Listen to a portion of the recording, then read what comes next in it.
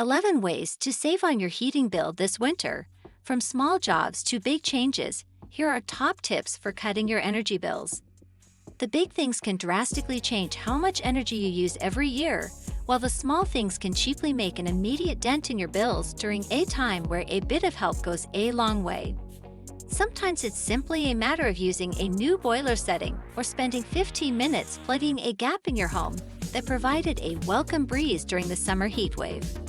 We've also listed a few more expensive, longer-term fixes that it might be worth thinking about they suit your home. We created this video because we care about you, and we want you to buy the right products and the right price to your budget. In this video, we can pass on the important information. The links and info of each product are in the descriptions listed down below. Hello, welcome back lovely people, and this is your favorite channel. The Top Tech. Number 11. Explore Home Grants.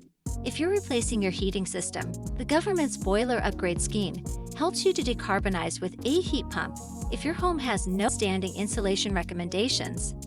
With the latest price cap, a heat pump needs to run at an efficiency of 280% to have parity with a gas boiler's running costs. Heat pumps can run at 300% to 400% efficiency, so they can prove cheaper to run. Other grants can help if you're in a vulnerable situation, such as cold weather payment to top up your energy bills during cold snaps. The winter fuel payment helps people born before September 1955 to pay their energy bills. Fuel Direct lets you deduct essential bills directly from income support, universal credit, and other assistance available to you. The amount is decided by Job Center Plus or your pension center. The government's 2022 Energy Price Guarantee and Energy Bill Support Scheme will both provide households in the UK with a bit of extra help this winter. Top 10. Update windows with double glazing or alternatives. Windows are a source of heat loss in any home.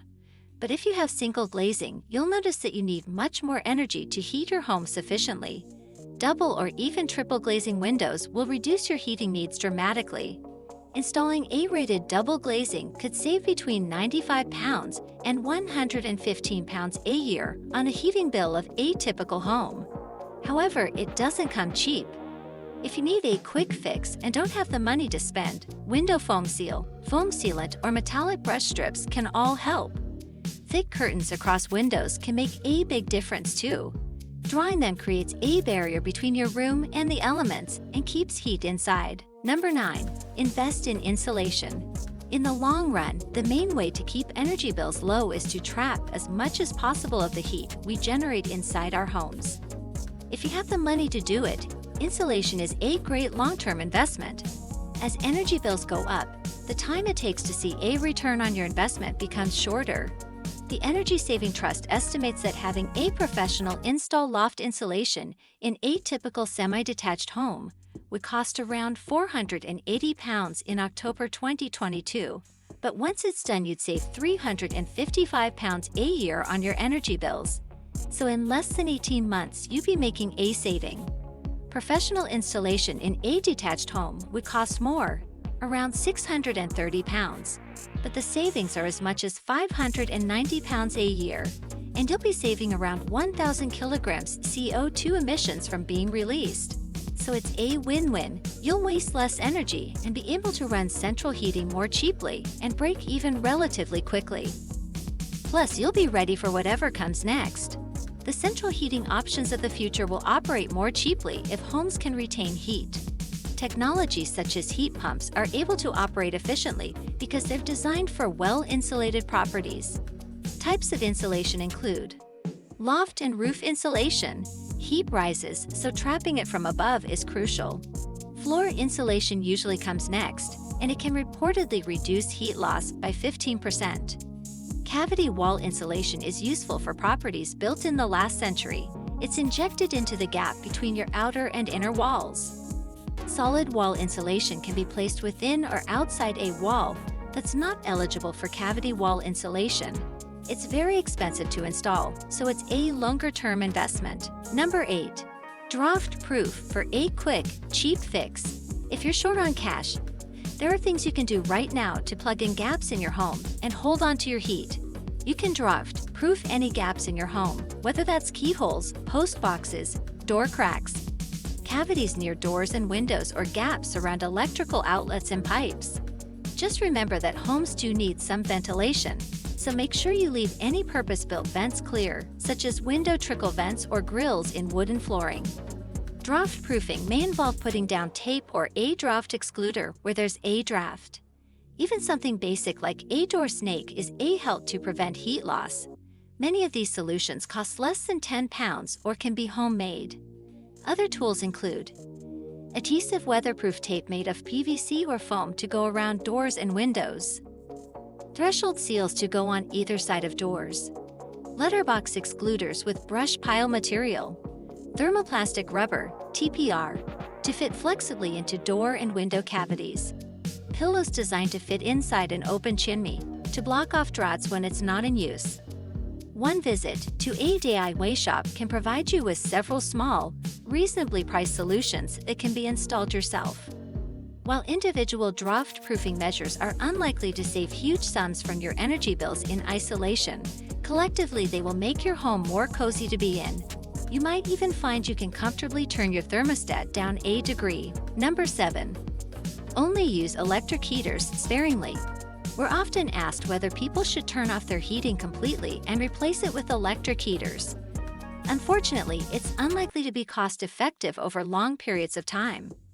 Portable electric heaters use electricity to warm the air by convection, either with an exposed heating element or with a radiator design that transfers heat from the element through a system of fins. They're great at providing a quick heating fix for a short period of time, such as for a 10-minute blast on a particularly freezing morning. And if your central heating system isn't working, they're reliable backups. It will take a portable heater between 15 and 30 minutes to raise the temperature of a medium-sized room by 10 degrees centigrade at full blast. After that, it will toggle on and off as needed to maintain temperature based on its thermostat. Remember that you pay for energy by the unit. With the current price cap, electricity is much more expensive than gas. So be prudent when you use your electric heater in place of gas.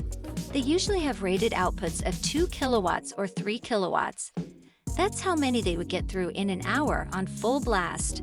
For reference, that's about the same amount of energy as a kettle. Heaters do generally have settings that let them run at lower outputs too. If you're on a standard variable tariff, the average unit price for dual-fuel customers is 34p per kilowatt-hour for electricity and 10.3p per kilowatt-hour for gas. That means that a 2 kilowatts portable heater at its full output would use 34p of electricity every 30 minutes. Number 6. Turn your thermostat down a little. It's an age-old advice, and for people who are already frugal with their heating, it might not apply, but each degree you turn your thermostat down is energy saved. According to the NHS, temperatures as low as 18 degrees Celsius are healthy for most people. The Energy Saving Trust claims that turning your thermostat down by 1 degree can save you up to 10% off your heating bill. Realistically, a lot of variables affect this, but even 1 degree lower will move your bills in the right trajectory.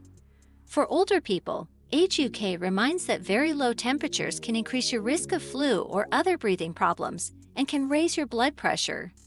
When you're older, your blood pressure takes longer to return to normal once you get cold. Try to make sure you're keeping at least one room at a comfortable temperature for you, and keep the doors closed as much as you can to keep that room as warm as possible. Number 5. Use thermostatic radiator valves. If smart tech isn't for you, you can still make significant improvements by installing manually operated thermostatic radiator valves, or TRVs.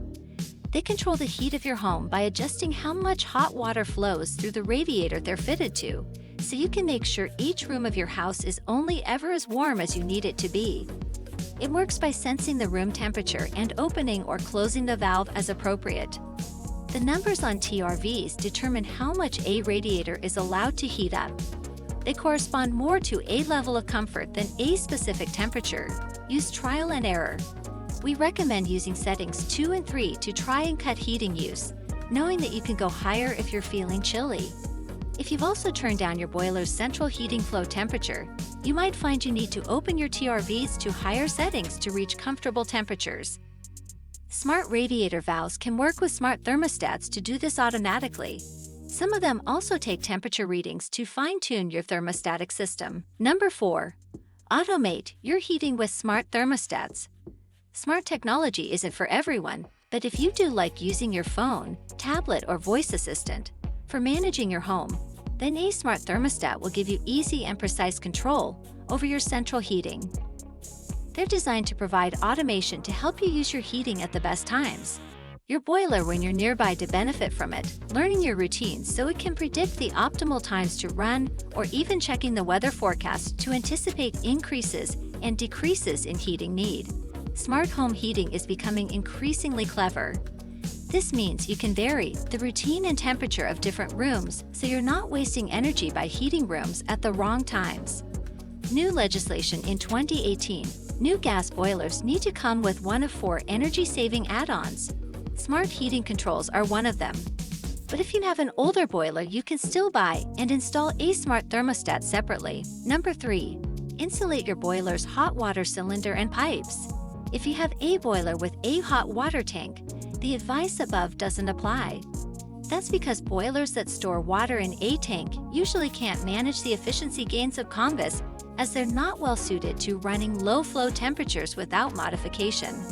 You shouldn't change the flow temperature of a regular or system boiler with a hot water cylinder without consulting an engineer, because your boiler must be able to pasteurize stored water effectively to avoid bacteria such as Legionella developing. However, that doesn't mean there's nothing you can do to improve your boiler's efficiency. You'll be using a lot of energy to heat up the water in your storage cylinder, and you don't want to lose out on any of that. So make sure the cylinder itself is well insulated. This can be as easy as buying a jacket for about 20 pounds.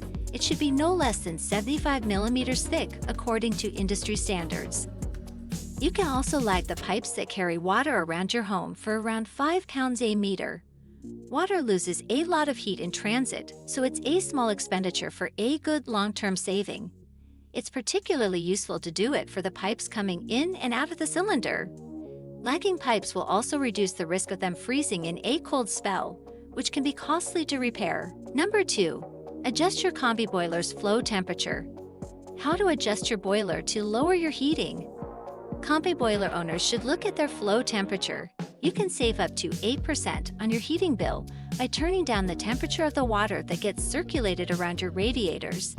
If your boiler heats this water to its max, your boiler won't even condense, which means it's running inefficiently. The Heating and Hot Water Industry Council, HHIC, recommends that people adapt their boiler settings with the advice of a boiler engineer. This is particularly true if you have a system or regular boiler that keeps water stored in a tank. Because stored water needs to be heated a certain amount to avoid Legionella bacteria, you should only change settings with professional advice if you have one of these. However, if you have a combi boiler, you've made sure it's safe, and you've checked your boiler's technical manual, you can adjust these settings yourself. This setting is accessible to anyone, and it can be changed using your boiler controls. The flow temperature for heating is generally symbolized by a little picture of a radiator, and for hot water, a picture of a tap. Up and down arrows will change the temperature settings. Number 1. Check your boiler setting. In most homes, the boiler is the one thing that uses up the biggest portion of your annual energy bill. But a central heating system that's working efficiently and using energy proportionate to your home's heating need is still the best way to heat your home during the coldest months of the year. For most people, the priority should be making your boiler cost less to use and not deferring to replacements such as portable heaters. There's a lot you can do to make your heating run more efficiently. Get your boiler serviced. This will reduce the chance of a costly emergency repair and keep a new boiler in warranty. Plus, a well-maintained central heating system will run more efficiently, and you can ask your boiler engineer about whether your boiler settings can be toggled to run more cheaply. If you rent, you're within your rights to ask your landlord to arrange a boiler service every year. Toggle preheat off combi boilers use water on demand, but sometimes they preheat water so it's ready to get to taps quicker. This is nice, but it will keep your boiler burning more than it needs to. Bleed your radiators or ask an engineer to do it, and install thermostatic radiator valves, TRVs, onto them so you can turn radiators off in rooms you don't often use. If you are happy with our service, please do not forget to leave a nice comments, like, share, and subscribe. Thank you, and hope to see you again in our next video. This is your favorite channel, The Top Tech, rolling out.